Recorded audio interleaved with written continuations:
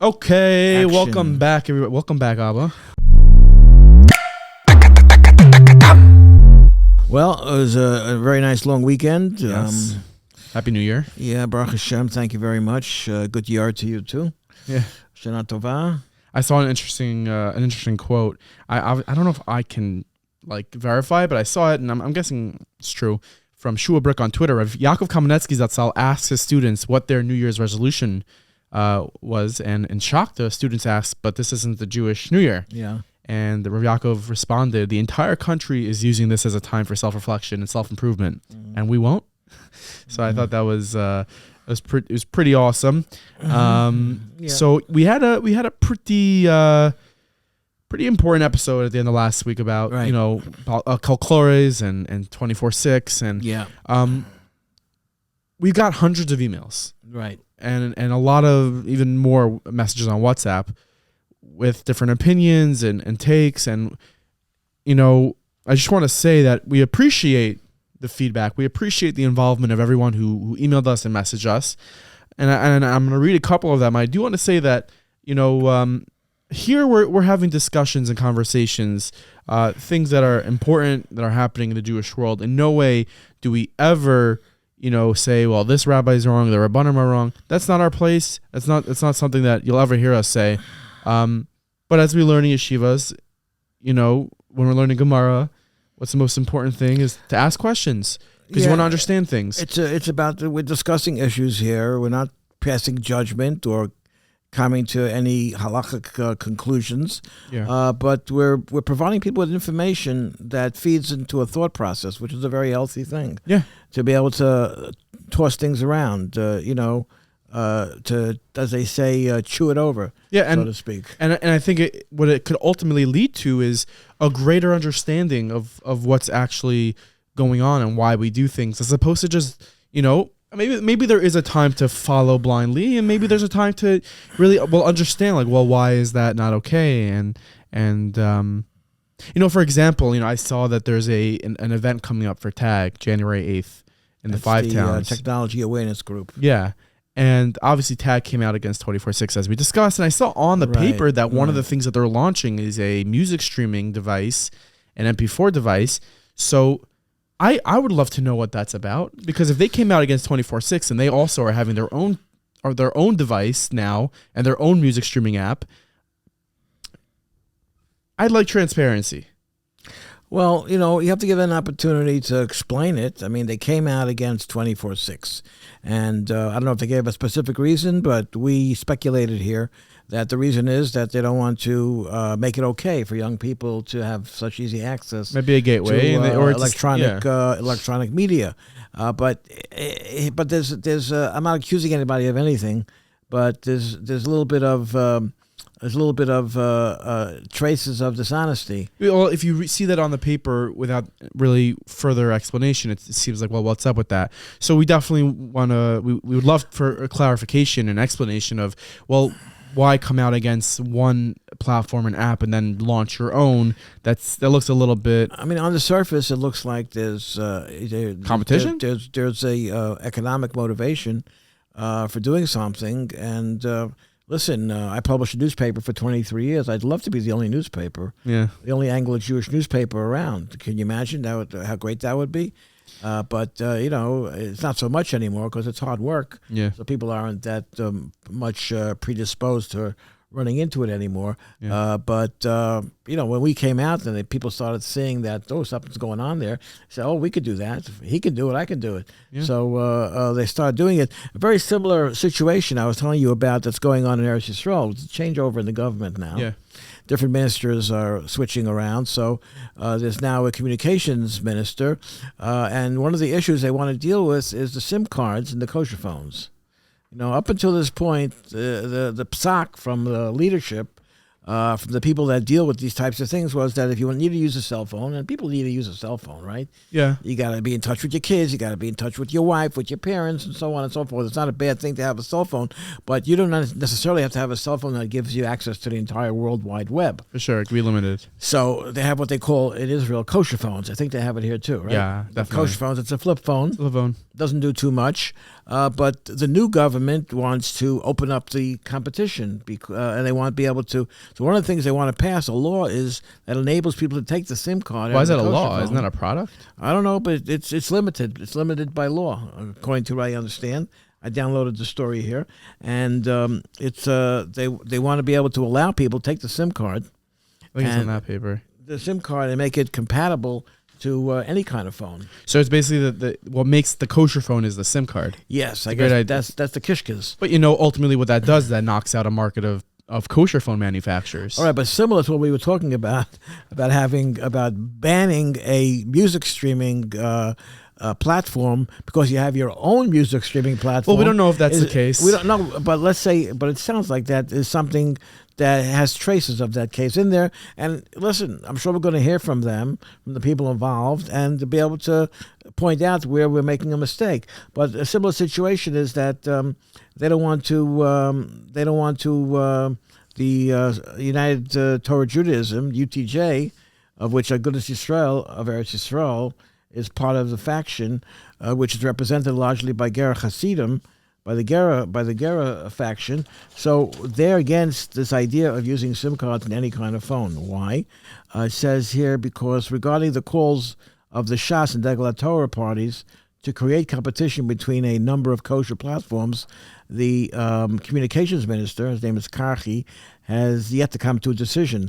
Agudat Yisrael is opposed to introducing competition, most probably because the Ger Hasidah group, the largest faction within Agudat Yisrael, runs the existing platform. So they don't want to create competition. It's their business. It's their business, That's not a bad thing. If you have that ability to dominate a market, do it. But right. do it openly and, like you said, transparently. So yeah, transparency is key. So a couple of emails that we received over the weekend, and we got a lot of them. I can't read all of them. Even the ones I'm reading are a little bit long, but these are just some that we selected. Good noon. I love listening to the Daily Thread and getting my news from a kosher platform. I was a little surprised when I heard the conversation regarding the 24/6 ban. Where I was raised, we were always taught that when the Rabbanim say something, we listen even if we don't understand it. I too was super excited about 24/6, but I know my puny opinion doesn't come close to that of the Gedolim. Rabbanim don't need our haskamas. That said, we all know that not everything is meant for everyone, and while this app may be good for someone who is already watching YouTube videos, it can be detrimental to those in more insular communities, and may I add, potential for real addiction. It is our duty to be grateful that we have leaders with more foresight than ourselves. Thank you again for your wonderful podcast. Looking forward to hearing more. Note, this is not hate mail, just couldn't help but comment. I definitely agree that certain communities, certain things fly, and other communities they don't. Nothing wrong with that. I do think that we could ask questions, and we're supposed to ask questions. We're supposed to understand things. We're supposed to really understand. I think what I've heard across the board about the Kol Koreh was, great, awesome. If you're putting on a Kol Koreh, great. But what's the reason? What is the reason? And I think people deserve an answer to that. Another email here. Hi, first of all, I'm thrilled that Mr. Gordon Sr. is back home. That's me. I come home from work. That's you. I come home from work, and this is how I unwind, especially since I decided not to look at the news from because of the Kaddish event. A random question, but are you officially Chabad Lubavitch? Because you, A, don't understand Yiddish, and all the Rebbe's speeches basically are in Yiddish, and B, you seem surprised when you said that the Rebbe never left New York since he became Rebbe. I don't know, maybe because I went to a Chabad Lubavitch school and we were taught Yiddish and all these facts, so they're calling out your Chabadness. Well, listen, they can call out all they want. I don't know where that's from or who wrote that. My mother was not from a Chabad family. My mother met my father at a wedding of a friend in 1943. I think it was. They got married in 1944. So we lived, born and raised in Crown Heights. I went to the Lubavitch Shir for a little while, but certainly not. You don't have to give your. No, it's okay. I don't have to give my credentials. We'll work on your Yiddish. No, my Yiddish is fine. I understand it. I understand most of. I can read it fairly well, and I certainly speak it and understand it fluently. I would say. As a matter of fact, a few years ago we flew to Israel on Lufthansa, and the pilot was speaking German and English, and I understood his German because it was very close to Yiddish. But what else am I defending myself on there? Nothing. The second of all, they say, I agree with you What's wrong with 24/6? At work, we enjoy listening to music, and it's super annoying to be on top of Spotify because of their nasty ads. Yeah. And the only other option is Jewish Music Stream, where you can't pick your choice of song. I would love if a teenager or a young person would tell their Rabbanim their point of view, because I don't think they fully know what's going on and how everything changed, and this might be a solution. I'm not against Rabbanim. I wish I can explain things to them from their point of view. Yeah. So I pointed that out last week, that it's great that we rely on psak din from Rabbanim, but they also, I'm sure they realize it. If they can issue a psak, and they have to always realize they have to have a certain amount of expertise in the subject before issuing a ban of that type. Yeah. So another thing I want to mention, there's a bunch of stuff, and we'll get to them in order. Something great which I saw that was spearheaded by the Aguda is this new initiative. We all know that anti-Semitism is rampant and the numbers have doubled. So the Aguda launched something called knowus.org. That's knowus.org, and they have a billboard right outside the Lincoln Tunnel. That is, if I could get it, I'll put a picture up over here. People on the screen can see. It's a billboard. Basically the gist of it is, hey, listen, what you've been seeing in the New York Times about us, that's not the Jewish people. Head to knowus.org and actually learn about us. Learn about what yeshiva education is about. Learn about what you are, calling out on social media or acting out on against the streets. Don't just align yourselves with the rest of the world that are calling out Jews. Know us. So Aguda is investing a lot of resources, money into taking on that battle, and I think it's a great one. I think it's a worthy one. Well, whether it's Jewish life as we know it, or the state of Israel, for example, it seems that people love to draw conclusions based on almost no information. You don't need any information to be able to draw a conclusion that Israel's wrong, there should be two states, that the Jewish people are abusing this or taking advantage of that. They accuse the Jewish people of being the being the bloodsuckers of society, and taking all the money out of the system. Yeah. At the same time, the Jewish people are accused of controlling International Monetary Fund, of controlling all the money. It's unlikely that you could be both. But when you're making irrational accusations, I guess it's possible. Yeah, I guess so. But shout out to the Aguda for really taking that on. And I hope to see the article. Hope to see more of that. There was an article in last week's Times, as you know, about special education, and it's problematic. Yeah, and I'm sure the Times only presented one side, and I don't know the other side, so I'm not going to go too deeply into it. Yeah, but there's a lot of yeshivas with a lot of special education students. Do you know where else I want to sort of put a knowus.org? So obviously, we spoke about Chaya Raichik and Libs of TikTok on our last episode. A clip of that interview was posted on Twitter by myself. Was basically talking about the kindness of Governor DeSantis for offering his home to Chaya. And so, obviously I said that Chaya Raichik was doxxed by Taylor Lorenz. Chaya was completely anonymous. Her identity was not known before Taylor Lorenz published it in the Washington Post. And she's a journalist for the Washington Post, and she posted it in the Washington Post. And, she showed up at Chaya's doorstep. And so the post was on my Twitter. I don't have a huge followership on Twitter. And Taylor Lorenz quote tweeted my post, my video. Okay. And I'll just read what she said, and then I'll tell you sort of what ensued and what's going on now. Well, you look at that. Yeah. I could no longer see Taylor Lorenz tweets. Oh, she blocked you? I think Taylor Lorenz blocked me on Twitter. Oh, you can do that? I heard she has very thin skin. She locked her. She locked her account. So it means nobody can see it. Maybe you have to be following her to see. I don't know. I think you have to call Elon. I have to call Elon. There's got Elon on the phone. I have a screenshot. She wrote, "This is a lie. I never published or linked Chaya Raichik's address or the address of anyone in her family. Never. Full stop. It's a lie. The right wing media continues to perpetuate, and it's caused my family to deal with threats and physical violence ever since as retaliation." So I don't necessarily think that's true. I think she did put out Chaya's information online. Chaya was completely anonymous before Taylor Lorenz decided to do what she did. But that's not what I'm going to discuss right now. I'm just discussing the fact that this post now on Twitter has 300,000 plus views. Wow. Most of it, which is, very, very negative towards me. And it's fine. I could take it. It's no big deal. It's the price of admission of being online. Yeah. But a lot of that hate is coming from people who are disenfranchised from the Frum community. Really? Ex-Hasidim. Yeah. Really? Yeah. One of the reporters, Elad Nahorai, who's a ex-Hasidic, pro-good trouble writer, extremism. He does for the Daily Beast, the Huffington Post, the JD Forward. Yeah. So he wasn't happy with me. One of the things he said was, no problem. Next time a trans person dies in a shooting or a drag show is targeted by neo-Nazis because of Chaya Raichik, I'll hit you up to keep you updated, keep rocking. So it's sarcasm and it's a lot of hate. But you know what? Like, lost is the art of being able to have a conversation. If you look at my post, what I was saying, hey, listen, Governor DeSantis does not know her. He's never met her. And he did the thing of offering her, a safe haven while she's having her life threatened. And that's a good thing. That's a nice thing. And I'm being met with, all this backlash and hate.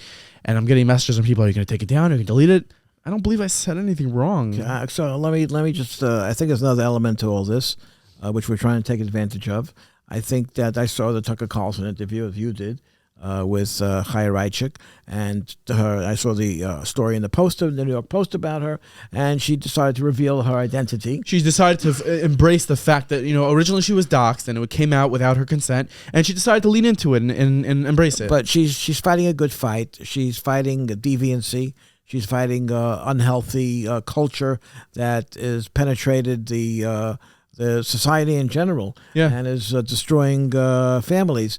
But one thing she hasn't been able to speak about, or did not want to speak about in these forums where she's had exposure, like on Fox News, about who she is, her upbringing as a frum young lady, without revealing too much about her life, I think people in our audience, in this audience, your meaningful, which apparently just expanded, yeah, there are things they would like to know.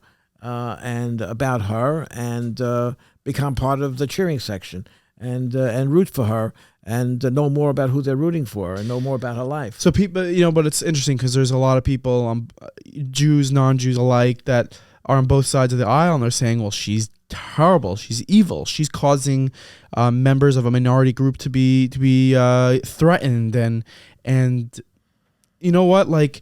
There's like you said, there's people making judgments on very little knowledge. Someone wrote that Chaya Raichik is someone who sends bomb threats to children's hospitals. I can assure you Chaya Raichik never called up a children's hospital and sent a bomb threat. She never did that. So why would someone go online, take that to Twitter, and write that? Again, it comes under the heading of drawing conclusions based on zero information. Yeah. We're talking about, what's troublesome here, Nachi, is we're talking about preventing the exploitation of children. Exactly. If we were dealing with adults, we could deal with it on an adult level. We could debate it accordingly. We're talking about young children. I don't know how young, 10, 12, 14. As young as 5, 6. All right, certainly. So they're helpless. They're not, of course, we discussed in the past, they're not intellectually developed and capable of making their own decisions, life-altering decisions, but they're being encouraged to do so by some of these people that Chaya has featured on her platform. And it's worth repeating that all Chaya is doing is echoing what these people are putting out there. She's not creating any of this content. What she's doing is saying, hey, look at what this teacher from San Francisco posted on their Twitter page. And then you could make the judgment of what that is. And if you're saying that, oh, it's terrible, then you have a problem with the original post. And you have a problem with the original content that's being put out. We're not going to spend too much more time on Chaya Raichik. Listen, I think she's doing good. I think she should reach out to you, and so you could set up a time where you could do a daily thread. We go, yeah, she can get on here and we could discuss this. So moving on, a very, very interesting story. First of all, I want to talk about the sugar tax. Let's talk about that. That's right. I almost forgot about that. It's a good thing I have notes. Well, anyway, there's a sugar tax. There was a sugar tax in Israel. It was when Naftali Bennett became prime minister, Victor Lieberman from Yisrael Beiteinu, the Russian political party, supported by Russian Jews. He became finance minister, and he implemented a tax specifically on sweet drinks, sugary sodas, and on plasticware, plates, forks, spoons, knives, Yeah. things that apparently are used very frequently in large volume by Haredi Jews in Eretz Yisrael. Yeah, especially for Shabbos. They like sweet drinks. They like sweet drinks. And in the paper plates. And they don't want to use dishes. They want to have big families and a lot of company, and a lot of guests from New York coming into Eretz Yisrael, trekking back and forth. And they go and they buy plasticware. Some of the most successful stores in Geula and Meish Yarim, all kinds of top-of-the-line plasticware. So the Bennett government implemented a tax. The short-lived Bennett government. 1 year. They were 1 year. They lived 1 year. Almost like... the coach for the Jets, what's his name? Adam Gase? Oh, I don't remember him. Was he? That was so short. I don't remember. Yeah, exactly. 1 season. I don't even know. Anyway, so Bezalel Smotrich, who is now took possession of the minister of the economics in these types of things. What is he? Minister? I forgot what he's Finance? minister of. Yeah, finance minister. Bezalel Smotrich. One of the first things he said was he's going to roll back the sugar tax and the tax on plasticware, because it's was implemented to begin with to hurt the Haredi community. So we see that happening now with this new government, which is really, really incredible to see. We see, Benjamin Netanyahu, people like him, people on the right like him, People in the center like him. people like in the center like him, but the people he's surrounded with now are from Yidden. Their wives are wearing shaitels, they're wearing yarmulkes, and they had the leverage to negotiate with Netanyahu, and he had to give in to what they wanted because he needed to form a government. There's great So opportunities. you have Itamar Ben-Gvir saying, well, this is what we need, and you have Smotrich saying, this is what we need, and you have a lot of that. And in turn, for example, the conversion situation in Eretz Yisrael, where up until now, like currently, conversions were being done by the conservative and the reform. This is a very complex issue. It's not gonna be turned over overnight. You have to understand. But they're relationship. moving. Hello, knock. The relationship between Eretz Yisrael, between the Jews in Israel and the Jews in America, is very important. And I would tell you that 85% of the Jews in the United States of America are not from a Yidden, quote unquote. So what are you saying? They're not Orthodox Jews. So they're not Shomrei Torah mitzvahs. They don't keep Shabbos. So what? And the relationship between the state of Israel, But our interest is from Jews. But the relationship between the state of Israel and the Jews in America is very important. I get it, but it's not more important than Covenant Torah. It's not more important than Covenant Torah. But you don't need the Jews in America working against the state of Israel in the United States. You don't need Jews in America in Texas and in Florida and in California calling up their congressmen to discourage them from supporting bills that help support Israel. I hear that. So they're working on eggshells. It's not so simple. One second. Covenant Torah is first.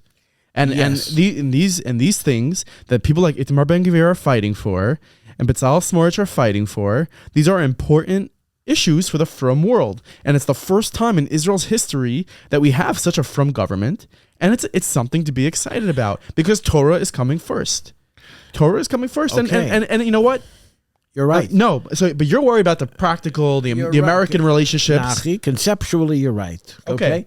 And Haredi members of the Knesset know how sensitive this is and how difficult it will be to implement. They've been trying to get a handle on the Mi Yehudi issue. How do you define halakhically who a Jew is?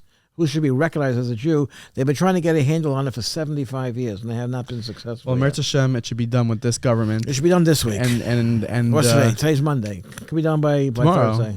Let's just we'll give them till Thursday. There's more things that are being done as well, and I think it's great. What's more important to you? It's more important to you that the yeshivas in Eretz Yisrael have enough money to function and educate, tens of thousands, maybe hundreds of thousands from kids, and pay their teachers on time so they can have a living wage, or to have a debate and an argument with the leaders of American Jewry. Debate or an argument? Yeah. There's so people converting to Judaism that are not Jewish. You know what type of issue that causes for people down the line? You have no idea if the person you're doing a shidduch with is actually Jewish or what they came from. So it's very complex. It's very complex. So let me ask you a question: what do you prefer? Because you have a couple of 100,000 Ukrainians that came into Israel during the last year. We don't know what their background is. We know they have some kind of connection to Judaism. We don't know what. You have, since the Soviet Union fell, you have a 1.5 million Russians who came to live in Israel. And guess what? The law in Israel is that if you have a grandparent that's Jewish, you are considered to be a Jew. Okay, so here's our opportunity. There's a lot of problems. So here's our opportunity to get ahead of it and fix this, because you could have somebody in a yeshiva in Israel right now, and they could have this, like their great-great-grandparent could have had a reformed conversion. That's right. And they, along the path, became more from, and that's an issue. You don't have to go to Israel for that. I know of cases here. Okay, but right now within a half a mile of where we're sitting. Okay, but now we have around here. Now we have an opportunity. Discovered that that their mother was not a halachic Jew. I think that most people are going to email us and side with me on this. I don't think we need to be concerned about. Well, I think we have to have a moon and betaka that the yeshivas are going to be funded. I'm going to email you to side with you too. Except I'm also going to say that it's a very complicated, very sensitive issue that has to be dealt with very delicately. Okay. And if you agree with me on that, you could tell that to Nachi too. You don't have to write to me. I am Nachi. I could agree that it is complex. I could agree that it is complicated. So but I don't think for a second that we even hesitate on this matter, because it's very clear to us as from Jews what's most important. I support it 100%, just like you do. Great. I'm glad we're on the same side. I'm also being realistic about it. And it's very Jews are supposed to be idealists, not realists, right? Okay, it's very so you're Itamar Ben Gvir is supposed to go up to the Arbayis this week. You're supporting that also. You're trying to get me canceled again? No. Do I support him going to the Arbayis? I don't think I'm supposed to go. Should he be free? Should he be free and have the right to go?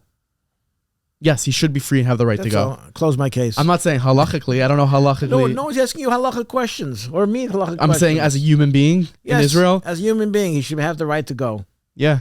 Okay, we should all have the right to go. Whether we go or not, then we consult our rabbinical authorities, our rebbeim. That's our business. Right. Yeah. But to say someone can't go there, this is what the Palestinians want, this is what the United Nations want, that a Jew should not be able to go there because they're a Jew. That's where we have to draw the line. And if we say that, it's good that they're making international law that just Jews can't go there, we're doing ourselves a disservice. Yeah. Well, here's the next story for today. This is via Yeshiva World. Muncie mother averts disaster after a child finds and points a loaded gun at a friend. This is really a PSA for anyone who owns a gun.